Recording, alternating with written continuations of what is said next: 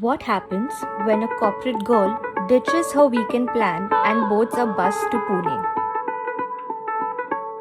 Well, stick around because this isn't just another travel vlog. This is about finding peace in 300-year-old walls, seeking blessings at a temple, and discovering that sometimes your company is the best.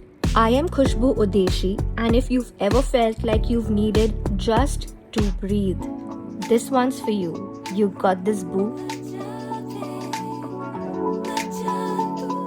Pune welcomed me with its usual chaos, honking rickshaws, busy streets, and that distinctly different energy from Mumbai. I immediately set out with one goal: to explore the heart of the city, starting with a temple that's been standing strong for over 130 years.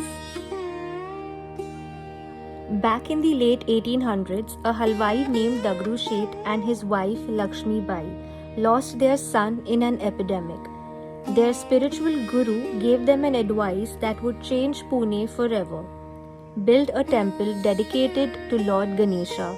And so in 1893, driven by love for their lost child and faith in God, they built this temple. Over 1,000 devotees visit the temple every day.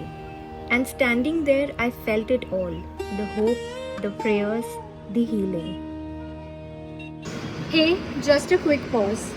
I have something really important to tell you. A part of my earnings go to animal welfare. So with every like, share, support and subscribe, you are helping the animals too. So let's make a community and not only explore the world but also make it a better place. Come on. From the temple, I decided to walk to Shaniwar Wada, the iconic fortification that's basically Pune's pride and joy. This is about 1.1 kilometers away from the temple. On my way, I stumbled upon Nana Wada.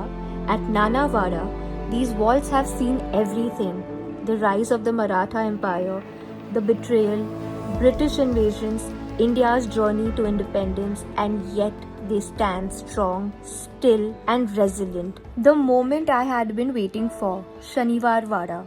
Built in 1732, this fortification was the seat of power for the Peshwas of the Maratha Empire. In 1828, a mysterious fire destroyed most of the structure. What remains here are the massive foundations and few gates. But even in the ruins, you can feel the sense of power that once resided here. Standing here, surrounded by hundreds of tourists, I felt awestruck. This was the center of an empire. These walls have heard battle strategies, royal proclamations, and so much more, which is now adored by thousands of tourists every day.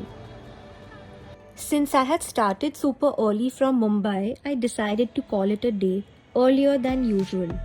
No FOMO, no feeling like I had to tick off every single thing off the list. Just peace. And you know what? That's the beauty of solo travel. There's no one to please except yourself, no one to match pace with. No compromises, just you, your thoughts, and the freedom to rest when your soul needs it. As you can see, I am in my dorm in Pune, and tonight I am the only girl in a dorm of 6 beds.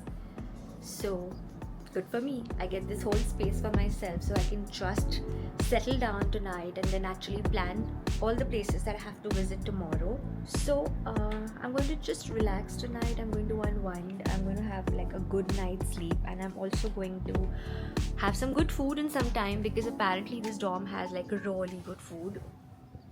So let's see how it goes. It's only day 1 in Pune alone with absolutely no agenda, except for that I would like to explore the city and its culture, and a lot of good food and a little bit of shopping streets with a lot of culture. So let's see how it goes. So what's that one place you wanted to visit but haven't yet? Tell me in the comment section below. I would love to know. If this video gave you the tiniest bit of inspiration, hit that subscribe button because we are just getting started. Until then, keep exploring, keep healing, keep loving yourself a little more each day. You got this, boo.